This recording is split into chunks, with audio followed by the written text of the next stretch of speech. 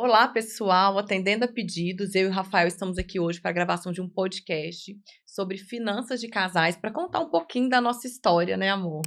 Exatamente. Já temos 15 anos de casados, 16 anos juntos, e a gente selecionou algumas perguntas que são as dúvidas das mulheres, principalmente, de como gerir como conduzir a questão das finanças dentro do lar e dentro da família. E a gente vai contar como que a gente fez durante esses anos, o que deu errado, o que deu certo, né? Foram muitos altos e baixos, né? Muitos altos e Várias baixos. fases diferentes, em cada momento a gente agia de uma maneira diferente e também tinha um resultado diferente de acordo com a forma como a gente agia, né? Exatamente. E aí a gente tem a primeira pergunta, que é a seguinte: quando a gente se conheceu, qual é o tipo de vida que a gente imaginava junto? Vamos ver o que ele fala primeiro. Eu não tinha grandes expectativas, não. Eu imaginava uma vida simples, de classe média baixa, média mesmo, no máximo, né? Nem classe média alta eu nunca imaginei que seria possível pela renda que ganhava na época, né? Então, para ser muito sincero, eu não tinha grandes ambições, né? O meio que eu vivia, ele limitava ali meu alcance, né? Onde que eu enxergava. Na verdade, pela criação que ele teve, né? Que era uma família que tinha uma mentalidade mais escassa, pela história da família, né? A gente não está aqui para julgar nem culpar ninguém. E no meu caso, não, eu já vim de uma família de classe média que sempre gostou de usufruir, de viajar, ganhava relativamente bem, foi crescendo e comprava, gastava. Então, a minha criação foi diferente da dele. E isso moldou muito o nosso modelo mental, né? Você, como especialista, fala um pouco melhor sobre isso. Exatamente, assim, muito da minha infância, né? Então, a gente vê que os meus avós, por exemplo, né? Que eu fui criado pela minha avó, e especificamente ela tinha uma restrição financeira a gastar muito grande, porque ela viveu isso na infância, né? Então, conta a história que meu bisavô bebia e gastava muito dinheiro em jogo, né, na época, e a minha bisavó tinha que ajudar a sustentar a família, né, naquele momento. E a partir disso, eles tinham que guardar o máximo de dinheiro possível, né? Então, eles viviam com o mínimo necessário. Então, a minha avó sempre viveu em função de juntar dinheiro, né? Ela guardava o máximo possível na caderneta de poupança, né? A gente vivia da maneira mais simples possível. Nunca faltou o básico, né? Absolutamente nunca, mas também sempre foi uma vida muito regrada, né? Vamos dizer assim. Então, tudo era o mais simples possível, desde o tênis, a roupa, nada de nenhum tipo de supérfluo, né? Viagens, comemorações, festas, nada disso fazia parte da nossa realidade ali na infância, Ao né? contrário de mim, né, que eu já tive festa de 15 anos, que era o sonho da minha mãe. Eu já Todos os meus aniversários e dos meus irmãos eram comemorados, a gente viajava, nada de viagem internacional, né? Viagens onde o mineiro vai, Guarapari, Cabo Frio, né? Era o nosso destino. Mas sempre com esse olhar de usufruir.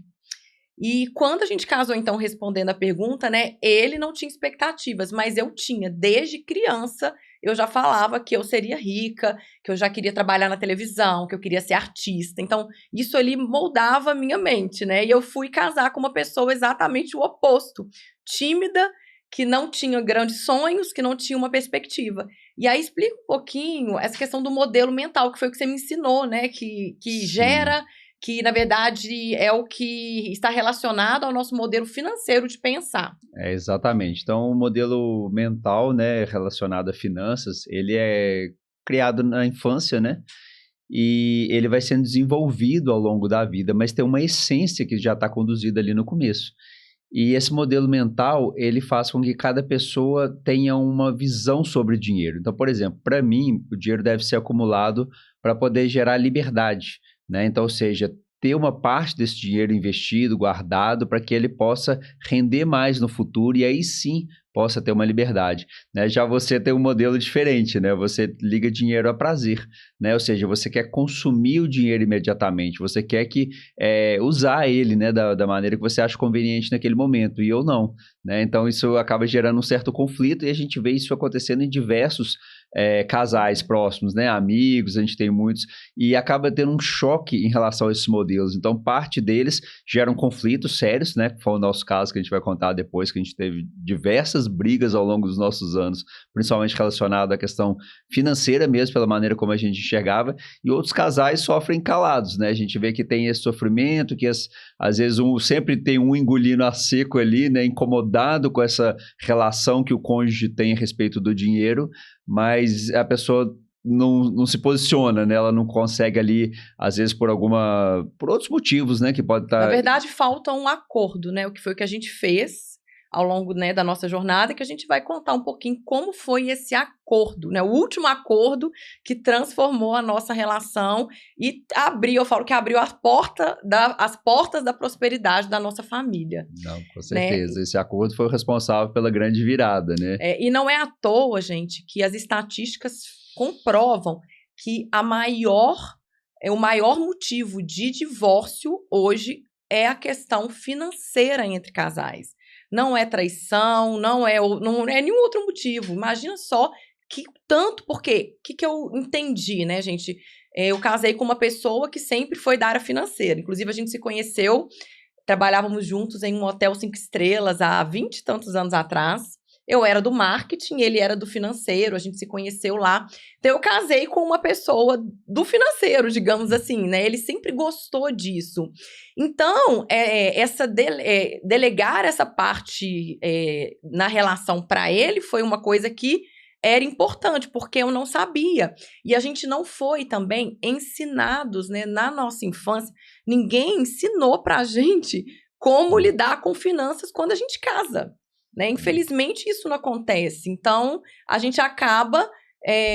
por isso que acaba tendo esse choque de modelos mentais, né? Ele buscando liberdade financeira, poupar, né? Que hoje é um método que a gente aplica na nossa família, e eu buscando usufruir, né? Gastar. E aí tem várias histórias que a gente pode contar aqui para compartilhar isso. E aí a próxima pergunta é, se no início da relação a gente pensava como pessoas independentes ou como uma família? Conta aí essa história. Essa parte é interessante, porque... Primeiro conta quando a gente ganhava, né? Quando a gente resolveu, a gente começou a namorar. Aí a gente resolveu, antes de casar, juntar. Né? Eu que tinha problemas com meu pai, queria sair de casa, e ele já queria ficar livre também lá da família, né? E não era livre no sentido de ser independente mesmo, construir a própria vida. Cada um ganhava R$2.500. Exatamente. Nossa renda total era R$5.000 em 2008. Era esse valor. E a gente ganhava exatamente igual naquela época. Né? E aí, conta um pouquinho dessa... Era um desafio, porque naquele momento eu não tinha a menor condição de arcar com todas as despesas da família, né? Eu não poderia ser o provedor ali, principalmente do estilo de vida que a gente gostaria de ter, né? Então, eu lembro direitinho que a gente alugou o primeiro apartamento, foi R$1.200, mais o condomínio, mais outras despesas, né? E até no começo a gente teve a ajuda de alguns familiares, né? Minha mãe pagava R$500 o nosso aluguel. No primeiro ano. A sua avó ano. pagava seu plano de saúde. Pagava meu plano de saúde ainda no primeiro ano. Então, durante o primeiro ano que a gente estava junto, a gente ainda teve ajudas de parentes, né? Isso, gente, a gente entendeu depois, né? Quando a gente começou a entrar nessa jornada de transformação, o tanto que isso atrasou o nosso crescimento, depender do outro, porque toda vez que você tem uma âncora na sua vida, isso te impede de prosperar, né? Então, isso segurou muito o nosso desenvolvimento, a gente ficava ali com aquelas ajudinhas, né, e ancorado naquilo, aí isso cria uma acomodação inconsciente na pessoa, e a pessoa se trava para buscar. Exatamente, eu sempre comento com algumas pessoas próximas que até hoje ainda tem esse tipo de auxílio, de parentes, principalmente às vezes os pais, né, ainda dão algum suporte para a pessoa mesmo depois dela casada, né, efetivamente e tudo, e eu vejo que isso não é um bom caminho, né, ou seja, eu vejo que quando a gente busca essa independência, que a gente se liberta, né, vê que a gente realmente não vai ter ninguém para nos socorrer a cada mês ali, para ajudar a complementar as contas, a gente começa a realmente buscar mais formas nosso caso, principalmente de aumentar a nossa renda, né? A gente foi buscando outros caminhos para que a gente pudesse ter uma renda maior e aí sim a gente poder dar conta dos nossos compromissos todos e viver de acordo com o que a gente ganhava. Não adiantava viver um padrão acima do que a gente ganhava baseado em suporte financeiro de pessoas que não eram nós mesmos, né? Da nossa família, que digo eu e você, né? Exatamente. Quando a gente resolveu juntar, a gente achou esse apartamento que era zerado. Ele tinha pisos de mármore. Era bonitinho Era mesmo. muito bonito. E ele, durante um tempo de namoro, né, antes da gente resolver morar junto, antes de casar, a gente já começou a fazer o que ele chamava de caixinha. Era a nossa caixinha do casal. Então, foi a primeira vez que eu comecei a juntar dinheiro. Obrigada, né? Era R$300 cada um naquela época. Era, não lembro. Então, a gente tinha a nossa caixinha. E essa caixinha que ele controlava foi a caixinha que pagou todos os móveis desse apartamento novo. Que eram lindos, zerados. Fomos na Líder. Aí a vendedora fez um projeto. A Líder oferecia isso, a gente deu a medida da sala, era tudo lindo, bonitinho, né? Porque eu já tinha essa vontade de ter coisas bonitas, esteticamente, eu já tinha esse olhar de coisa boa, né? Não era nada luxuoso, né? Amor, era muito bom. Não, mas era muito bom. Para aquela época era muito bom. Era o sonho. E aí a gente construiu nossa primeira casa, né? Então a gente começou com essa caixinha. Só que os desacordos começaram, né? Quando a gente tinha que fazer o bendito do acerto. É verdade. Esse acerto era doído. Porque naquele momento as nossas despesas elas eram totalmente divididas, né? Então, sempre no final do mês, a gente fazia um acerto, né? Eu colocava todo o dinheiro que eu recebia, aqueles R$2.500 na casa, e ela com muito mais despesas, muito mais gastos, né? A gente ficava fazendo acertos para poder chegar no final das contas e ainda sobrar alguma coisa para poder manter a caixinha, né? Porque a gente não queria abrir mão, porque a gente sabia que aquela caixinha, aquela reserva dos R$300 que cada um colocava, é o que proporcionava outras questões. E era um ponto de desacordo, porque a Marina não queria de forma nenhuma juntar aquele dinheiro da caixinha, não via sentido, né? Para ela, queria gastar todo o dinheiro no final do mês. Me incomodava muito ter que participar disso, né? Então, assim, eu confesso que naquela época eu não tinha em mente que você seria o provedor, porque, ao contrário, eu fui criada ouvindo que eu tinha que ser uma mulher independente, né? Minha mãe falava, não dependa de homem, seja independente, estude. Então, eu tava seguindo aquele caminho de ter o meu dinheiro. Então, me incomodava porque essa independência, eu trabalhava, mas eu não podia gastar tudo para mim, né? Eu usufruir para ter a minha independência, né? Não era nem nesse olhar de você ser o provedor. E você também não queria, não tinha o olhar de ser provedor, né? Não tinha e não achava que era possível, né? Achava que financeiramente para poder evoluir era um caminho longo, então eu tinha acabado de formar, aí comecei a fazer uma pós-graduação, aí estava terminando a pós, né? Estava investindo na pós, pagando mensalidade, para depois procurar um emprego um pouquinho melhor, para aí sim tentar melhorar um pouquinho a renda e tal. Então assim, eu imaginava que a minha carreira ia ser super lenta, que não tinha como maneiras de acelerar isso, ia ser um processo de talvez aí daí deram um sonho na época, ganhar algo em torno de R$10.000, né? Passar num concurso que pudesse talvez ganhar 15, era assim, era o máximo. Você queria concurso, você lembra? Concurso, durante alguns anos cheguei a estudar para concurso público e tudo, pensando nisso. Minha grande meta naquela época era o concurso do Banco Central e, se eu não me engano, o salário na época inicial era na faixa de 13 mil, era assim, era o máximo do máximo que eu imaginaria um dia chegar na vida, né? Só que, gente, eu lembro que foi até nesse apartamento mesmo que a gente morava, e um dia eu falei com ele, assim, bem francamente, coloquei na parede, eu falei, eu quero ser rica. E ele me respondeu, eu não quero ser rico, para mim isso aqui tá muito bom. Ele morava perto dos avós, ajudava os avós que criaram ele, né? O avô dele já estava debilitado, ele dava banho. Então, quando a gente casou, ele escolheu morar num bairro, no mesmo bairro para isso, tudo bem, eu aceitei.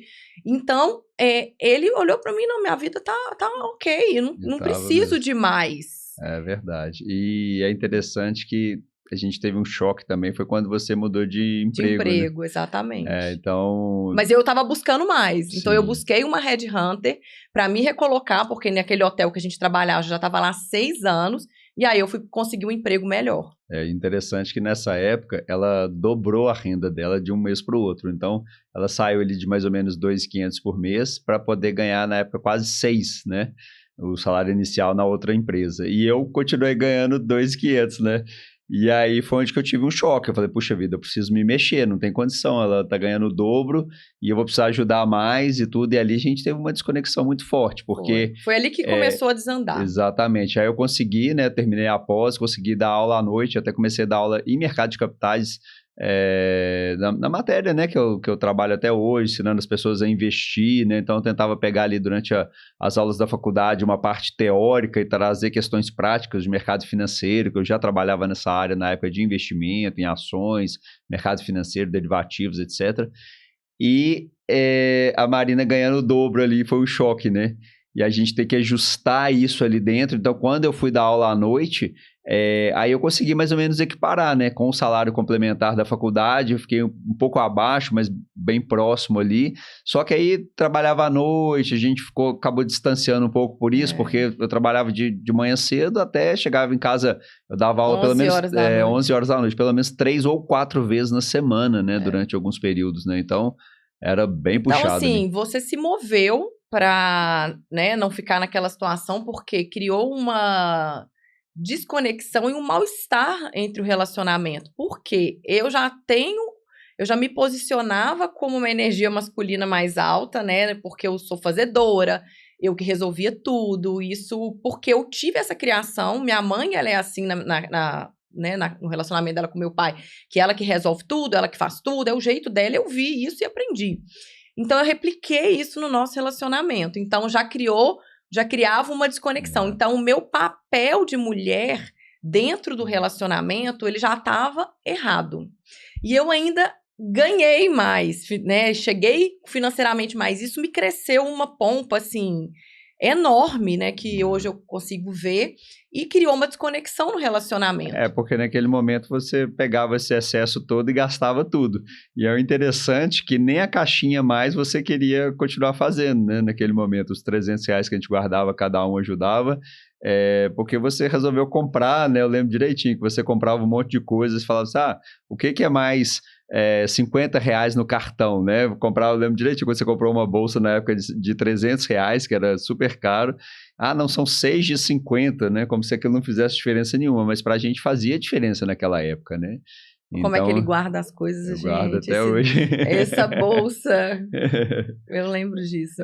Ficou ali, ó. Essa desconexão nos afastou muito como casal, mas você parece que acordou, que viu que precisava se mover, né? Porque era como se eu fosse um trator, né? Então você tinha que dar um jeito, e aí foi quando você resolveu empreender.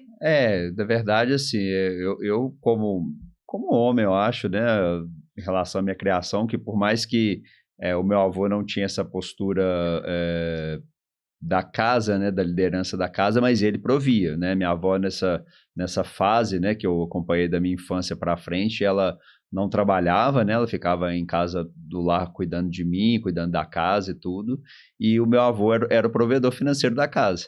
Então, esse modelo eu cheguei a vivenciar ele. Então, no fundo, eu tinha esse incômodo por eu não conseguir prover a nossa família, né? Muitas vezes por ganhar até um pouco menos em algumas fases ali naquele início, né? Então, isso mexia comigo. Lá no fundo, eu ficava incomodado e tal, e sempre pensava uma maneira de talvez virar, né? Inicialmente, minha esperança era a questão do concurso público, né? Que ali seria uma grande virada para mim ali, ganharia muito mais do que na época, né? Se eu ganhava tipo 6 mil ali, passasse num concurso de 13, era mais que o dobro, né? Então aquilo ali era um grande objetivo para mim naquele momento. Mas aí depois, um dia a gente estava assistindo aquele programa que você gostava, né? Por acaso ali à noite. Gente, eu era a pessoa que assistia novela Big Brother e o programa que chamava Mulheres Ricas, com a Val Marchiori, você lembra? Exatamente. E foi a partir dela, né? Que eu comecei a questionar para Marina.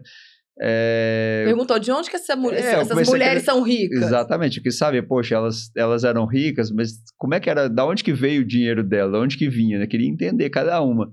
E uma delas, né, a história é que a família tinha uma transportadora e tal, e eu sempre gostei muito de transporte, caminhão, meu sonho era ser motorista de ônibus, né?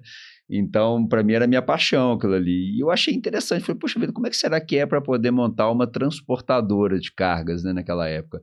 E aí comecei a fazer uma análise de viabilidade econômica do negócio, baixei alguns, na época tinha uma espécie de, hoje seria um aplicativo, né, um programa que tinha no Sebrae, que ensinava a fazer um plano de negócio, coloquei algumas simulações, como seria para poder comprar um caminhão e tal. Mal sabia eu que a fortuna mesmo dela vinha do marido, né, que ela tinha casado antes e tal, que era o dono de uma das maiores empresas de frango do Brasil, né, e tudo. Mas, de qualquer jeito, eu já estava no ramo do transporte, né, eu resolvi ali começar a empreender, né, a gente comprou o primeiro caminhão ali com muita dificuldade, né, pegamos um pouco de dinheiro emprestado até com familiares para poder iniciar a entrada do primeiro caminhão, conseguir um financiamento na época subsidiado pelo governo, né, estava tendo muita linha do BNDES, né, e estava disponível isso ali no ano de 2012, quando começou a empresa, né, e ali a gente começou a tentar mudar o jogo, né, assim, empreendendo, pensando em crescer, né, aí pensando sim, ter um resultado maior, mas toda empresa, quando você começa, ela demora, né, a poder crescer, poder evoluir, ter um resultado financeiro que compense, né. Aí tem uma pergunta aqui, em que momento que a gente percebeu que a vida adulta começou como casal? Eu acho que quando a gente começou a empreender, a vida adulta no sentido de reais responsabilidades, né? Sim, verdade. Porque até então a gente tinha ali cada um seu salário, né? A gente tinha uma despesa já controlada, não tinha grandes luxos de viagens, né? A gente não tinha dívidas, né? A gente Não morava tinha de nenhuma aluguel. dívida, a gente conseguiu comprar os carros quitados, Os carros eram bons pra quitados. época. Eu tinha trocado, lembro que com essa poupança que eu tinha, eu troquei meu carro, comprei o i30 na época, zero à vista, né? Vendi o antigo, paguei, eu tinha a reserva financeira para poder comprar o carro. Então, até então, esse modelo de financeiro, né, o seu método a gente aplicava no início do relacionamento. Mas essa vida adulta, eu acho que a resposta é essa coisa da responsabilidade, que aí quando vieram mesmo os pepinos, foi quando a gente começou a empreender. Aí, gente, tem história, mas tem história, tem provação, assim... até hoje. Exatamente. A parte do empreendimento é que realmente foi o grande choque, né? Então, assim, logo no momento que a gente comprou o primeiro caminhão, a gente já começou a ter problema na primeira semana, né? O caminhão já veio com defeito de fábrica. O caminhão zero veio com defeito. A caixa começou a vazar óleo na primeira semana, nem tinha engatado na carreta ainda. O motorista que fez a primeira viagem pra gente com os pneus, roubou todos os pneus. A carreta tombou logo no começo também e o seguro não cobriu. Tinha uma cláusula lá que falava que a modalidade de basculamento não estava inclusa, só que a finalidade do caminhão era aquela. Então a gente entrou na justiça, depois a gente ganhou.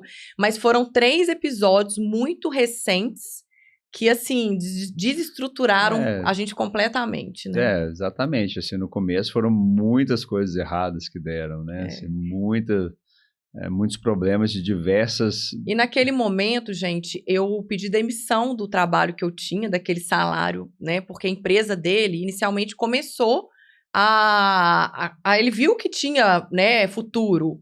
Aí, então, eu pedi demissão e fui trabalhar com ele, né? Só que deu esse problema todo no começo e eu tava ali com ele.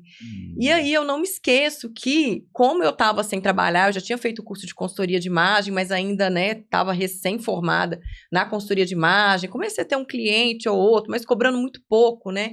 E aí, ele me colocou no financeiro da transportadora, que eu tenho zero habilidade para isso, porque ele tinha muitas outras coisas para resolver. Então, eu fazia pagamento, eu fazia cobrança. Só que, assim, era uma tragédia, porque eu não era essa pessoa, né? E a empresa quebrou. Verdade, exatamente. Eu ficava muito na tarefa operacional, né? Então, assim, eu dirigia caminhão, eu levava os caminhões para manutenção, eu comprava peça, eu relacionava com os motoristas, né? Os agregados, os motoristas próprios, né? Toda essa parte, né? Eu que ficava.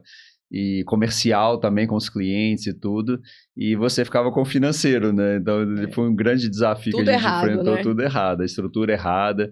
Então, eu vejo hoje a gente já entendeu que o dono no operacional falir empresa, não tem como. A gente foi começar a aprender sobre gestão ali, na verdade. Por mais que eu tivesse uma formação em administração de empresas, né, na realidade, mas é muito diferente. Na teoria, na faculdade, a gente aprende uma coisa, mas na hora que começa mesmo, como você falou, o jogo de gente grande, né, aí a história muda. E ali a gente teve esse monte de dificuldade ali no início e, infelizmente, a empresa não sobreviveu, né, naquele momento. A gente quebrou ali no ano de, vamos dizer, 2015, né? Porque até 2014 o mercado nosso estava muito aquecido, porque tinha muitas obras por conta da Copa do Mundo, né?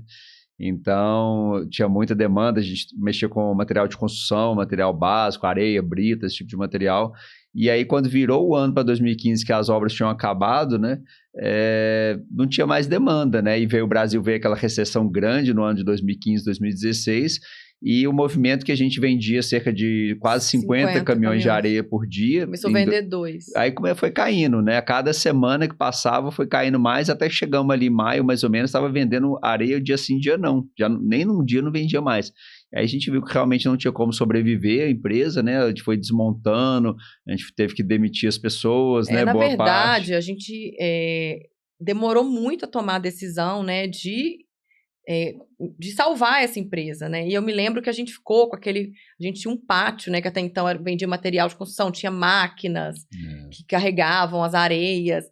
E o Rafael não queria desfazer daquele pátio, um apego com o funcionário, até que um dia entrou um ladrão lá e roubou tudo. Não, falei, benção, né? Agora nós vamos ter que sair daqui. Foi a melhor coisa que aconteceu, porque aí a gente foi obrigado a entregar aquele aluguel caro, você lembra? É verdade. Coisa que Deus faz, assim, que é pra sacudir. É verdade. Realmente, a gente estava já há alguns meses nessa decisão de sair de lá. Estava muito apegado. Você não queria desligar as pessoas, você não queria desfazer do espaço. E alugar outro lugar menor, mais em conta, né? E naquele momento eu não queria, porque não tinha necessidade daquele pátio daquele tamanho mais, aquela estrutura de caminhões e tudo. E aí, ao longo daqueles meses ali que a gente estava pensando se saía, se não saía, como ia fazer na prática, né? Para poder mudar essa estrutura, para poder sobreviver naquele momento, né? A empresa cheia de dívida. Aí no final de semana entraram, né, na casa lá, tem até algumas fotos aqui, depois a gente podia passar para o pessoal ver, ia ser legal. Que realmente arrombaram e levaram tudo, levaram todos os computadores, tudo que tinha dentro do escritório, né, que era útil, Enfim, né? gente, 2015 era o ano que eu tive meu filho, né, então, nosso primeiro filho. E aí a gente ficou quebrados, né, eu não tinha renda mais, a empresa quebrou com muitas dívidas, porque no ano anterior a gente comprou caminhão, a gente fez linhas de financiamento, porque teoricamente a empresa estava crescendo, né? Teoricamente, a empresa estava crescendo. Sim. A empresa estava prosperando, mas, de repente, tudo desandou e a gente não tinha estrutura para bancar aquilo. E aí, foi um problema sério no nosso casamento. Inclusive, a gente chegou até a ter uma briga séria, né? Várias. Várias, Mas antes da gravidez mesmo, a gente teve uma briga até de separar mesmo, de sair fora de casa, depois nós voltamos, porque a gente estava muito desalinhado em relação a várias coisas, né, como casal. Então, faltava um posicionamento meu ali dentro daquele lar, daquela casa, para poder apoiar ele dentro desse processo. Então, eu falo assim, qual foi o maior erro meu nessa história toda? Foi que eu não me posicionei como mulher. Porque, no passado, eu fiz um juramento que eu não seria submissa a homem. Isso é uma coisa muito forte que marcou minha vida, né? A gente faz juramentos na infância, inconscientes ou conscientes, que moldam completamente a nossa vida. Então, esse juramento, ele veio pelo fato de uma pessoa do meu meio familiar, porque família é a gente, né? Do nosso meio familiar, que tinha muitos problemas com o marido, né? Uma parente próxima. Eu via a forma que ela servia o marido e a forma que ele tratava ela. Rumores de traições, ele era grosseiro com ela. Eu via ali o sofrimento das filhas, né? Que eram pessoas próximas a mim, da mesma idade. E eu passava o final de semana naquela casa, né? Com aquelas pessoas. E eu jurei que eu não seria submissa a homem por causa daquelas cenas que eu vivi na minha infância. E também por outras falas de família, não dependa de homem, vai trabalhar e ter o seu. E isso vai moldando o quê, gente? As nossas crenças. E eu cresci crendo que eu devia trabalhar, ganhar o meu dinheiro, né, e ser independente. E nunca imaginei colocar o meu marido nessa parceria. Então, essa frase, esse juramento moldou muito a forma como eu lidava no nosso casamento, na nossa família. Então, faltava um posicionamento meu em relação aos papéis da mulher. Então, eu sempre fui muito fazedora. Ser muito fazedora, né, essa mulher dopaminérgica, que quer fazer, que quer resolver, eu entendi com o tempo que eu estava minando a força dele. Então, a mulher, ela tem um poder sobrenatural né, a favor de tudo. A mulher, ela que domina. Tudo. Eu falo que a mulher domina o mundo. E ela domina uma relação também, se ela quiser. Então, toda vez que eu me posicionava além dos meus papéis, eu tirava a força do Rafael nos papéis dele. E para o homem é muito cômodo, né? Então, assim, dá um exemplo aí de...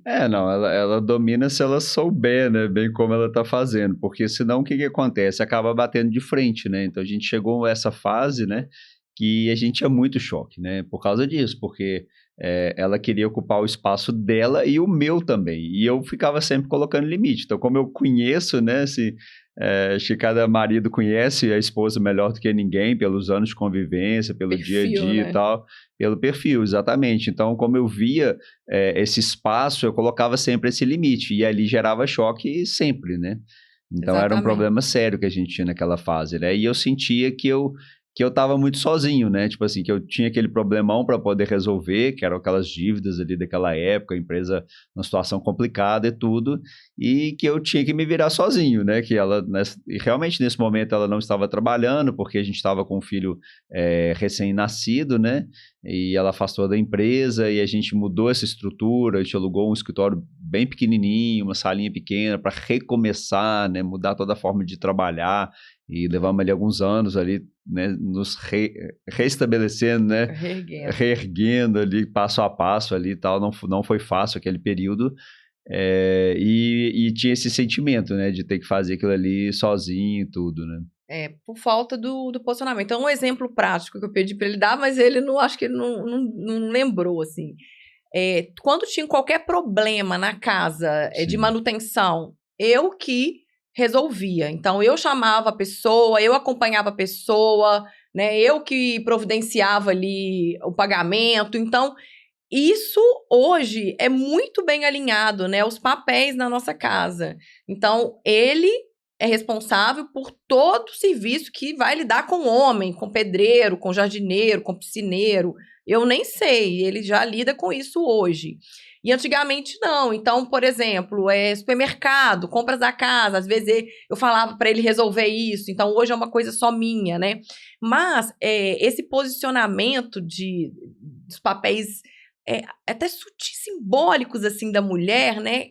Uma coisa que é muito interessante que eu me lembro, quando eu entendi isso, que a minha energia feminina, né, ela estava em falta ali dentro da relação, eu comecei a perceber que eu não colocava a mesa para você comer, porque a gente jantava em horários diferentes, e aí na hora do seu jantar você tinha que se virar. Então não tinha uma mesa posta, e você que tinha que ver o que você comeu. Eu lembro que você comia muito miojo, que eu não sei cozinhar.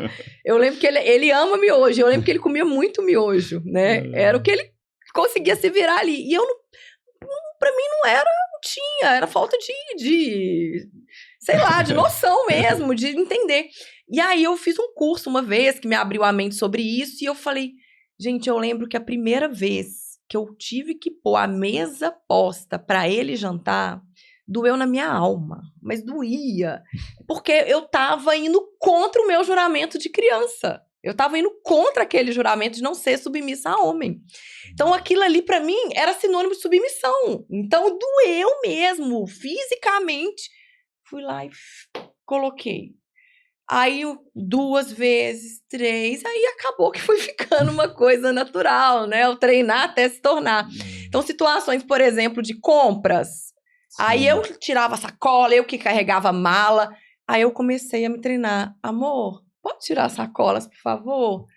Então, hoje, a gente não precisa nem falar. É Já tá, natural. é. Cada um no seu papel. Quem que vai pagar, quem que vai dar a gorjeta, quem que, né, a conta de restaurante.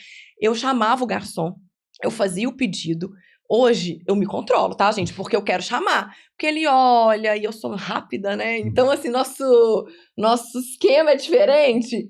Então, aí eu olho, respiro. Aí eu, amor, pede uma água, por favor. Gente, é aprender, né? Aprender a se colocar no papel. São exemplos que parecem bobos, Mas fizeram toda a diferença, fizeram toda né? a diferença. São a coisas, questão detalhes. de manutenção de carro mesmo, né? Você já chegou a levar carro em mecânico no passado, Várias né? vezes. Isso, eu não admito mais isso, né? Poxa, eu trabalho com isso, eu trabalho com transporte, né? Entendo de mecânica, não tem o menor sentido você olhar esse tipo de coisa, né? Semana passada eu tava chegando com as crianças, né? A gente foi no cinema e tava chovendo muito à noite e eu passei a 30 por hora, mas tinha uma poça com um mega buraco embaixo, eu não vi e rasguei o meu pneu. E cheguei em casa, tava pertinho quando cheguei. E ele morrendo de medo de ter estragado a roda, né? Porque depois que fura não pode andar, mas eu arrisquei, porque tava chovendo muito e tava perto. Beleza. Aí eu falei com ele, eu falei, nossa senhora, como é que, né? Rasgar um pneu de um carro desse. E aí ele falou, esse carro é assim, você tem que comprar o pneu rasgado e o do lado, porque senão ele fica desregulado. Ou seja, é prejuízo dobrado. Enfim, eu passei a situação e ele falou, eu vou resolver, né? Não fez cara de felicidade, não me deu beijinhos, eu queria, né, amor? Fica tranquila, vou resolver. Ele não fez isso, tá, gente? Eu queria um consolo, ele não fez. Mas ele foi lá, no mesmo momento, comprou os pneus que tinha que comprar, né? Depois viu que o pneu tava novo e nem precisou comprar os dois, comprou um. Ele lembrou que tinha acabado de trocar e resolveu. E aí, o pneu vai demorar 10 dias, né? Porque a gente não trocou na concessionária, porque era 3 vezes mais. A gente preferiu comprar. 2 vezes mais. 2 vezes mais. Preferimos comprar pela internet e eu fiquei com o carro dele. E ele está andando de Uber. Mas aí a gente arrumou um esquema, ele tá acordando mais cedo, indo treinar comigo no meu horário. E aí a gente fez um jeito, mas assim, ele se colocou ali no papel do homem que resolve, que cuida. Você vai ficar com o meu carro, eu que vou andar de Uber, ele que comprou o pneu, e ele vai levar, chamar o reboque, vai levar e vai resolver tudo, entendeu? Sim. Enfim, eu vou receber meu carro pronto. Antigamente, a frase que ele falaria é, você é uma folgada. Porque, gente, eu era mesmo, no sentido de, eu não fazia a minha parte.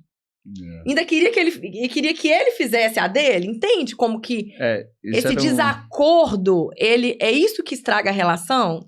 Isso me incomodava muito naquele período, né? Justamente ter essa sensação de que eu trabalhava e ela gastava e nunca era o suficiente, né? Quanto mais eu trabalhava, mais dinheiro eu ganhava, mais ela gastava também. Então eu falei, poxa vida, essa relação não tá boa, né? É só vem a nós, né? Então isso ali gerava um grande desgaste, né? E a palavra que eu usava em alguns momentos de estresse era essa mesmo, folgada, né? Era a sensação que eu tinha por isso, porque, poxa, não é suficiente tudo que eu fazia, né? Todo o esforço que eu tinha naquele período ali, né? Então, realmente era uma coisa muito desajustada em algumas fases, né? E aí, gente, o ponto de virada, que tem essa pergunta aqui também, foi quando, olha que loucura, eu me posicionei no meu papel de mulher. Foi nesse momento que parece que eu abri o espaço para ele fazer o papel dele, e aí ele transformou, ele virou a chave, ele reergueu a empresa, né, totalmente, e a nossa vida foi transformada. Ele começou a entender o que está faltando para eu resolver isso. Mudar minha mentalidade. Qual curso que vai mudar minha mentalidade? Quais livros? Então, teve uma fase que ele ficou só nisso, né, se desenvolvendo para poder melhorar, aprender aquilo que ele não sabia, mas isso só aconteceu quando eu me posicionei no meu papel. Quando eu comecei a dar espaço para ele fazer o que ele tinha que fazer. Na verdade, ali no ano de 2017, né, a gente estava buscando reerguer e tudo, né, foi onde que eu comecei a ouvir alguns vídeos motivacionais, né, então eu colocava o fone de ouvido no celular e ouvia alguns conteúdos e tal, e ele começou a me despertar essa vontade de buscar conhecimento para poder aprender e tudo, e melhorar, e fui fazer aquele curso lá em 2018, né, E logo depois a gente teve o fundo do poço, né? Que você estava grávida do Caio, que era o nosso segundo filho, quase para nascer. E a gente chegou em casa um dia à noite, era volta umas 8 horas da noite mais ou menos, e a luz estava cortada. Com um filho pequeno de quase 3 anos. Com o e eu João Pedro grávida. pequeno, né? E ali foi uma sensação muito ruim, né? Chegar em casa e... Porque o que estava acontecendo naquele período? A gente estava muito apertado financeiramente, a gente estava pagando algumas contas em atraso, isso no ano de 2017, no começo de 2018, e essas contas em atraso, qual que era o método que eu usei, né? Principalmente na conta de luz. Eu estava falando assim, vou deixar uma em atraso, né? 2, não vou deixar inteirar a terceira, porque na minha cabeça eu achava que se não inteirasse 3 contas em atraso, eles não iriam cortar. Mas chegou um dia que só com 2 contas em atraso eles cortaram a si mesmo, porque já devia ter uns 6 meses que eu estava pagando em atraso, aluguel em atraso, né? Todas as contas ali estavam, de certa forma, assim, não estavam acumuladas, né? Mantendo esse nível ali de 1, 2 meses só de atraso, mas eram sempre atrasados, né? Não tinha nada em dia. E a conta foi cortada e ali foi onde que eu resolvi dar o basta, né? Então eu vi, poxa, eu tô no fundo do poço, eu preciso virar isso aqui de qualquer jeito. E aí eu tirei uma foto desse dia, né? Foi um impacto muito forte, né? Eu ter chegado ali. Falei, não vou deixar, porque eu falei, poxa, eu não tinha nem chuveiro quente, né? Pro menino tomar banho, A gente esquentava né? o jantar do João Pedro no micro-ondas, lembra? Não Era tinha uma como. marmitinha, aí não tinha como esquentar a comida do menino. Enfim, não tinha como tomar banho quente, não tinha nada. Eu falei, não, a gente tinha um restinho de dinheiro, né? Um limitezinho no cartão, acho que naquela época, e a gente resolveu, procurei um hotel mais barato que tinha na nossa região, não era nem na nossa cidade. A gente foi parar lá em Vespasiano na época para poder dormir. Não, amor, você tem que contar a verdade que a gente fez antes. A gente foi para uma pizzaria antes. É verdade. Né? Ele falou, nós vamos sair para jantar e nós vamos pedir um champanhe. Eu falei, um champanhe? Um espumante barato, né? Tá bom, amor, espumante, né? Pra marcar esse dia. E a gente, nessa situação, a gente comeu pizza, tomamos um espumante, fomos dormir num hotel baratinho na outra cidade, porque ele olhou na internet qual que é o mais barato. Pegou um hotel em outra cidade, mas não lembrou da gasolina, né? que a gente tava de 2 carros ainda, porque um ia ter que sair em um horário diferente do outro, enfim. E esse foi o dia do basta, o dia da luz cortada. E realmente foi a virada ali, né? Foi, exatamente, porque assim, eu acho que todos nós temos uma força interior muito grande, né? Muitas vezes a gente subestima ela, né? E chegou naquele momento ali de desafio, eu falei assim, puxa vida, eu já tinha entendido um caminho, que existia um mundo muito maior que poderia, do que eu estava vivendo naquele período ali, e só que eu teria que estar disposto a pagar o preço para poder virar esse jogo, né? E ali realmente eu encarei isso de verdade, né? Tanto que à noite você ainda ficava às vezes ali assistindo novela, vendo ali seu Big Brother, suas coisas, e eu ia para aquele quarto lá do João Pedro na época, do nosso filho, e ficava lá estudando, né? Comecei a ler os livros, ia alinhando o que eu precisava fazer, montava meus planejamentos, e foi dando certo, né? E aos pouquinhos a gente foi reerguendo ali passo a passo e comecei muito a investir em conhecimento. Eu acho que fica uma dica, né, para quem está nos assistindo aí hoje, é isso, se você quer desenvolver, provavelmente é porque você precisa aprender alguma coisa nova, né, que você talvez não saiba. Então, por exemplo, eu vi que eu era muito fraco ainda, né, na questão da gestão da empresa, eu precisava melhorar como líder, como gestor, como empresário, né, de um modo geral, aprender a gerir pessoas, a controlar melhor o financeiro, melhorar a questão da organização do fluxo de caixa e uma série de medidas que eu precisei tomar na empresa ali naquela época e eu não tinha ferramentas para isso, né? E aí a cada curso que eu fazia, né, que eu comecei a investir na época eu não tinha muito dinheiro, comecei com os conteúdos gratuitos, aí foi evoluindo para os primeiros livros, para os cursos mais baratos, aos poucos as primeiras mentorias, até chegar hoje, né, que a gente investe muito anualmente, né, em grandes mentorias, né, para a gente poder ter acesso direto ao mentor ali. A gente, né? já chegou a investir mais de R$500 mil em um ano só em cursos e mentorias, pagando acesso para estar perto dessas pessoas que vão mudar a gente de nível. E funciona, viu, gente? Exatamente. Porque às vezes... Hoje a gente consegue pagar isso, mas a gente começou, olha, ele começou com áudio. Foi mesmo. Com livros. Os primeiros cursos eram R$2 mil, R$3 mil, parcelado de 10 vezes, era super difícil de pagar e tal, mas era o jeito que tinha para poder começar naquele período ali, né? Mas eu via que a cada curso que eu fazia, a cada aprendizado novo que eu começava a poder aplicar naquele momento, aquilo começava a me levar para um outro nível. Tinha um resultado melhor, eu conseguia melhorar a renda, melhorar a lucratividade da empresa, e ali começou a desenvolver. Então, esse era um investimento mesmo, porque uma sacada, um insight, uma ideia que você traz de um curso desse, aquilo ali muda tudo, exatamente. E aí eles devem estar se perguntando, e eu nessa história, né? Porque você começou e eu estava vendo novela. Então, o raciocínio eu me posicionei, né, na minha energia certa ali, no posicionamento da mulher na casa, nos meus papéis. Isso abriu força para ele tomar essa posição de dar o basta e prosperar. Ok. E ele avançou.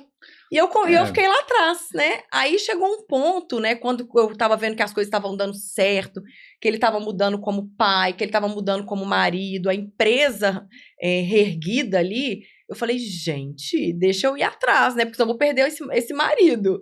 Foi aí que eu comecei também o meu processo de investir em conhecimento e na minha transformação pessoal, né? E aí, quando eu entrei nesse processo mesmo, profundo de transformação pessoal, eu falo que, e comecei a aplicar, né, obviamente, a gente deu um salto quântico, assim, né, de tudo, de prosperidade, de bens materiais. Então, a gente saiu de uma casa simples, né, para a casa que a gente mora hoje. De repente, né, os carros começaram a mudar. E aí, começamos a fazer viagens internacionais e a nossa vida, assim, virou outra. Eu comecei a prosperar no meu trabalho também, né? Como consultora de imagem. De repente, a minha carreira deslanchou. Então, tudo começou a se alinhar. E tudo isso foi um aprendizado, né? A cada investimento desse que a gente fazia, a gente aprendia uma ferramenta, a gente aplicava e aquilo ali gerava um resultado, até o valor mesmo que você cobra na consultoria. Começou esse processo, lá no primeiro processo de coaching que você fez, né, um dos primeiros, e você, né, foi entendendo um pouco mais o seu valor, o que você entregava para sua cliente, como você localizava a cliente que você queria atender, enfim, quem você teria que ser para poder atender aquela cliente, a transformação que você precisava ter, tanto na sua comunicação, na sua imagem, e uma série de coisas por trás. Tudo isso foi aprendido, né? Isso é interessante, porque isso talvez motive... E a gente aprende com quem já está naquele lugar. Então, a gente busca isso, né? A cada aprendizado novo que a gente tinha, né? A cada momento, aquilo ali trazia uma ferramenta nova. E aquela ferramenta ia elevando o nosso nível ali naquele momento. E é uma coisa contínua, né? Até hoje a gente continua nesse processo, né? Acho que é um processo que veio para poder ficar sempre. Mas o legal é o seguinte, que a cada investimento que a gente faz, a gente vê que aquele esforço, né, tanto financeiro quanto de tempo, porque às vezes tem curso que é em outra cidade, tem curso que é online, às vezes de noite eu estou lá assistindo aula e tudo, algumas coisas e tal, mas a gente tenta sempre conciliar isso com o tempo nosso de vida, né, de ter liberdade, de não virar escravo também disso e tudo, mas ao mesmo tempo a gente vê essa evolução, então cada passo que a gente dá, a gente vê que o resultado vale a pena, né? Exatamente. Então a gente aprendeu a curtir a jornada. Sim. E porque a gente entendeu que não existe linha de chegada, né? Porque as pessoas ficam aí correndo atrás do vento, né? Correndo, fazendo, e eu já fui muito essa pessoa, posso até aprofundar um pouquinho disso aqui com as mulheres, mas para as mulheres, mas a gente viu que a gente tinha que curtir a jornada, não era só fazer, só ter, né? E a gente aprendeu muito a identificar o nosso ser, a investir na nossa identidade, conhecer quem a gente é, para depois a gente fazer e, consequentemente, a gente ter. Então, essa pirâmide que a gente aprendeu aí dentro dessas mentorias, ela foi muito importante, né? Então, nessa jornada, os pontos importantes e viradas de chave foram, a principal é a nossa espiritualidade. Então, quando a gente, né, acessou realmente esse lado espiritual, a gente começou a viver, praticar e aceitamos Jesus, nos batizamos, ele foi no Legendários, isso tudo transformou a nossa vida. Então, a gente começou a ver a vida com outros olhos. Isso... É interessante que isso aconteceu, né, tem cerca de 2 anos agora. 2 anos apenas. Né? E nesse processo, acho que um dos principais ganhos que a gente teve foi a clareza que a gente teve em relação a tudo, né? A gente entender o nosso real propósito, né? A questão de focar mesmo em contribuir na vida de outras pessoas, né? O resultado... Propósito de servir. Exatamente, o resultado financeiro ele vem como consequência de um trabalho bem feito, de uma entrega bem feita, não como prioridade, né? A gente não fica buscando dinheiro, buscando crescer a qualquer custo, né?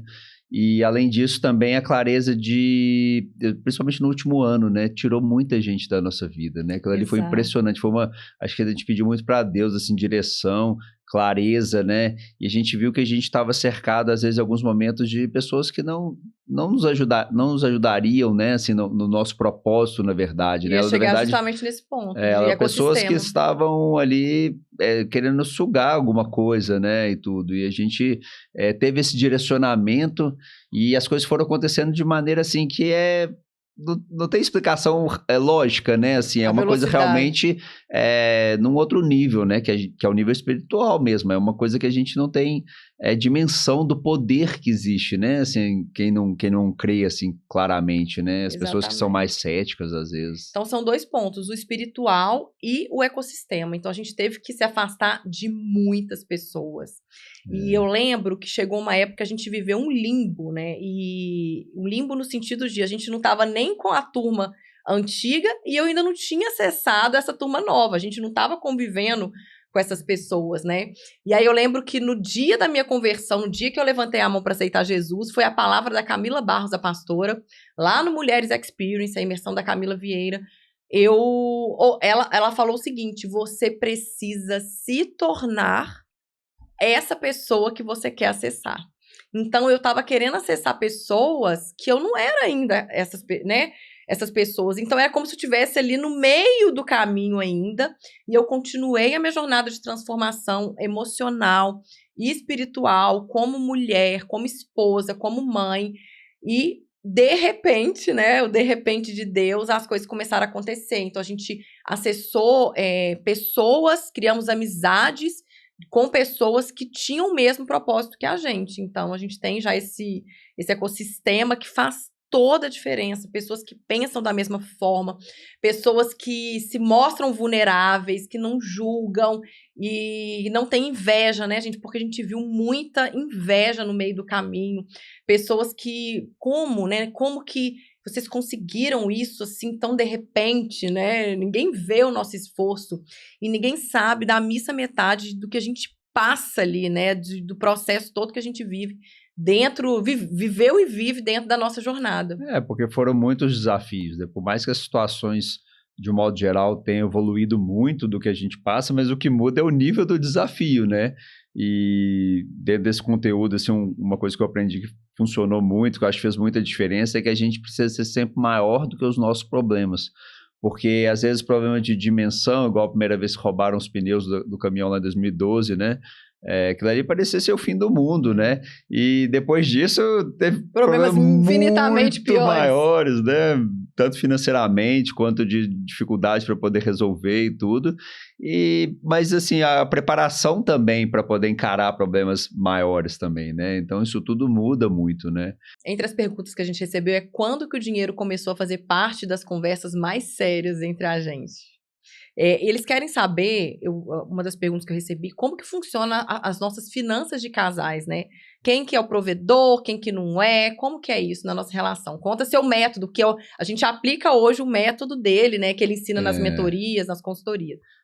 Porque assim, às vezes uma grande dificuldade que os casais têm, muitos deles, é que eles lidam as finanças totalmente separado, né? Então, ou seja, acaba que eles não trabalham em prol de um mesmo objetivo, né? Então, quando a gente começou a se restabelecer lá em 2019, eu propus da gente começar a criar essa conta de investimentos com o objetivo da gente ter uma liberdade financeira futura, que é esse projeto que eu tenho com investimento em ações e criando essa carteira de longo prazo e tudo, né? Com foco em dividendos.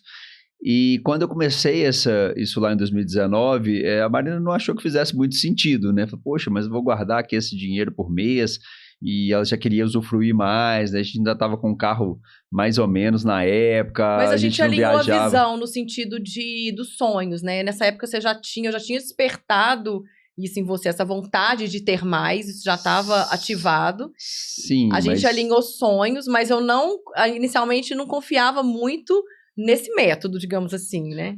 Você não acreditava que isso poderia evoluir, né? Que isso poderia gerar essa tranquilidade financeira para a gente e mais tarde a gente poderia usar isso a nosso favor, Como para a gente renda. poder ter renda para outros objetivos, tanto para bens materiais quanto para viagens, outras coisas que a gente desejasse fazer naquele momento, Porque a né? gente começava com muito pouquinho, né? Isso é o que as pessoas, elas questionam, Rafael, no sentido de é muito pouco no começo, eu tenho pouco dinheiro para investir, mas a gente começou com esse pouquinho e aos poucos foi crescendo, que hoje virou uma renda passiva, né?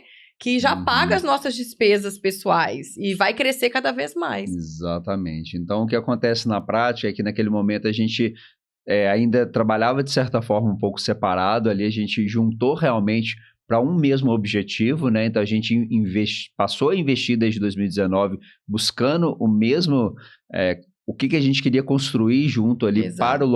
para o longo prazo, né? Médio e longo prazo, e também o do curto prazo, né?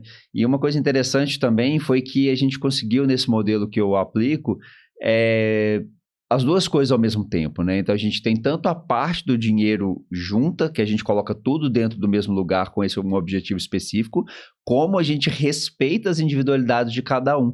Então cada um de nós tem uma parte das finanças que ela está organizada dentro do método dos cofrinhos, né? Das caixinhas ali que a gente divide, que dá essa liberdade para a gente, né? Então você tem autonomia para ter as suas despesas até determinado ponto com toda a liberdade, não preciso, na verdade eu nem quero acompanhar porque me incomoda, né? Porque para mim às vezes não faz certo sentido nas compras, né? Então ela compra coisas que para mim não tem sentido e vice-versa, né? Então, por exemplo, eu gosto de bicicleta, então muitas vezes eu posso comprar uma bicicleta mais cara, uma peça, uma coisa que para ela não faria sentido e ela também compra coisas que para mim não faz sentido. Gente, o motoboy vai entregar uma sacola aí, tá? De uma loja. É sério. Tá vendo? Então, é da minha caixinha, tá? Exatamente. Então, mas isso fez com que as coisas funcionassem muito melhor, porque a gente passou a se sentir mais respeitado, né? Cada um com a questão das finanças e, ao mesmo tempo, não perder o foco de trabalhar tudo junto na família, né?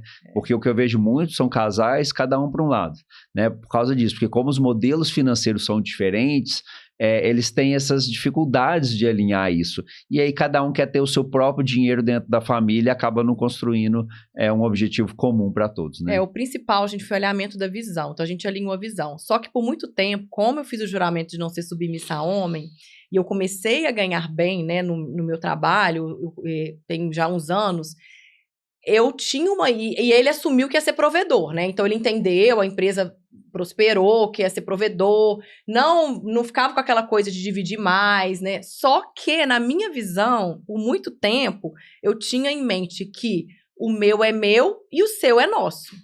Enquanto eu vivi com isso, a nossa vida travou. As coisas não andavam. Então, as coisas começaram mesmo, né, a desenvolver quando eu me posicionei de novo no papel certo. Então, o poder da mulher em se posicionar nos papéis certos é o que faz toda a diferença. Então, eu entendi, eu relaxei com isso. Então, a gente tem o dinheiro único, né, da minha empresa, mas a dele é um dinheiro só, né? O dinheiro que a gente recebe, os prolabores, os lucros.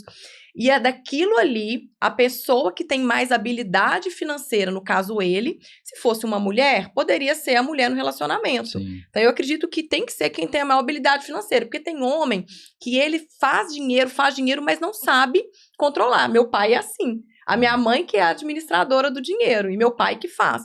Mas no nosso caso, ele faz mais dinheiro, eu também faço, e ele que é a pessoa que organiza as nossas finanças. E assim funcionou muito bem, né? Então, no método que ele aplica, que ele ensina para os alunos, a gente aplica na nossa casa e fez toda a diferença. Então, tem uma história muito interessante, quando a gente começou a dar os passinhos de sobrevivência, né, de melhorar, e que ele começou a pôr em prática mesmo esse método, que tem a caixinha do lazer, né? A história do hotel. Então, nessa caixinha do lazer, essa caixinha nos obriga a usufruir, né? A usar aquele dinheiro para o lazer. Que, para mim, é a caixinha que eu mais gasto se deixar. E para ele, que já na época estava treinando a mente dele para sair dessa escassez, né? Era um sofrimento. Por isso que o método funciona. Por quê? quem tem a mente escassa é obrigado a usufruir. E quem é gastadeira tem um limite para gastar. Exatamente. E foi o que aconteceu. Então, ele separou um dinheiro daquele cofrinho e falou, ó, no próximo mês, a gente vai, eu tô juntando pra gente ir num hotel 5 estrelas, pra viver a experiência. Porque a gente aprendeu que a gente tinha que ir, sentir o ambiente, né? Aquilo ali pra mim era maravilhoso, né? Eu trabalhei 6 anos no hotel 5 estrelas e eu trabalhava mesmo no hotel, recebia artista. Ele não, ele ficava sentadinho numa sala fechada no financeiro. Falei, vamos. Quando a gente foi, reservou lá um hotel Fasano, que na época era o melhor 5 estrelas da cidade, e é ainda, né, em Belo Horizonte. Ele levou um bolinho de R$1.000 que você tinha recebido de um cliente. Ele pagou em dinheiro vivo. Pagou em dinheiro vivo, se desse algum problema no cartão. Olha o medo ali, né? Chegamos lá, coincidentemente, a concierge do Hotel Fasano era a concierge que trabalhou com a gente no Ouro Minas, cumprimentei ela. A gente foi, entrou, né? Chegamos ali por volta de 4 horas da tarde, tomamos um banho, saímos pro show da Paula Toller, dormimos, tomamos café e fizemos check-out. Em casa, quando ele chegou, ele falou assim, roubaram os meus R$1.000. Aí eu, como assim? Roubaram R$1.000 seu no Hotel Fasano? Ele deixou o dinheiro, os R$1.000, numa carteirinha, à parte, em cima da mesa. Eu liguei pra Lídia, a concierge, que eu tinha um contato, falei, Lídia, olha o que aconteceu. Ela, Marina, eu não posso fazer nada, porque vocês não reclamaram na saída. Em uma diária entram 3 pessoas, reposição de minibar, abertura de cama, mas não sei quem. Eu falei, meu Deus. Eu nunca tinha ficado em hotel desse tipo, eu não tinha noção, né? Que eu achei que só no outro dia que a gente saísse que ia entrar alguém. Então, gente, vão acontecer desafios como esse. Por que aconteceu isso? Um teste para a mente dele. Foi mesmo. Porque ele estava quebrando uma bolha ali de usufruir, né, daquela caixinha do lazer. Eu não lembro exatamente quanto foi a noite, R$1.000 e poucos mais ou menos na época. Da mas diária. Assim, da diária. Mas aquilo para mim foi muito sofrido. Pagar R$1.000 no hotel naquela época, mas foi tudo muito programado, né? Foi muito consciente. A gente não fez nenhum tipo de loucura, né? Porque foi um planejamento justamente para a gente poder buscar um outro nível, né? Porque eu acho que quando a gente vive uma experiência de alguma coisa melhor do que a gente está acostumado no nosso dia a dia, aquilo eleva o nosso nível de merecimento. E a gente passa a querer viver mais experiências daquela. Então, naturalmente, se você quer viver mais experiências daquela que precisam de mais dinheiro, você também vai buscar o quê? Aumentar a sua renda para poder viver mais experiências desse tipo. E foi o que eu fiz naquela época, né? Exato. Então, foram exercícios forçados, entre aspas, né? Inicialmente combinados e alinhados, forçados. Exatamente. Até que ficassem naturais com o tempo, né? Só que o que aconteceu? Aconteceu um fato para manchar, né, entre aspas, aquele momento, para a mente dele entender que aquilo ali não é bom, né, que viver aquilo pode acontecer, você pode ser roubado. E aí eu fui tentando reverter, e aí ele já estava num momento já de desenvolvimento que ele entendeu que não, e fizemos de novo até quebrar aquilo ali, e hoje não acontece mais. Esse tipo de coisa não, acontece em outros pepinos, né? Que a vida, gente, vai sempre nos testar. E cada vez que a gente tá prestes a romper, a dar um passo, né, a mais, para chegar no próximo nível, vai vir aquele teste, o teste do deserto, né? Então, futuramente nós vamos contar o nosso último teste, né, recente, que a gente está rompendo. E vai acontecer sempre. Então, a gente precisa ser forte, a gente precisa ser resiliente e só vai vencer quem estiver preparado. Tem uma pergunta sobre quando a gente percebeu que o assunto de finanças começou a ser um problema na relação. Na verdade, sempre foi um problema. Assim, o maior problema do nosso relacionamento, até eu resolver, com tudo isso que eu contei para vocês, de me posicionar nos meus papéis de mulher, de juntar o dinheiro, de romper o meu juramento de submissão, e ele ir à frente, sempre foi financeiro, foi sempre o nosso problema. Então, houve muita infidelidade financeira, isso minou muito o nosso relacionamento. A gente tinha um desafio, principalmente, né, que às vezes eu queria limitar esses gastos e controlar e tudo, e a Marina comprava as coisas escondidas, né? Eu lembro que a gente teve uma briga feia. Quem nunca chegou com sacola escondida em casa?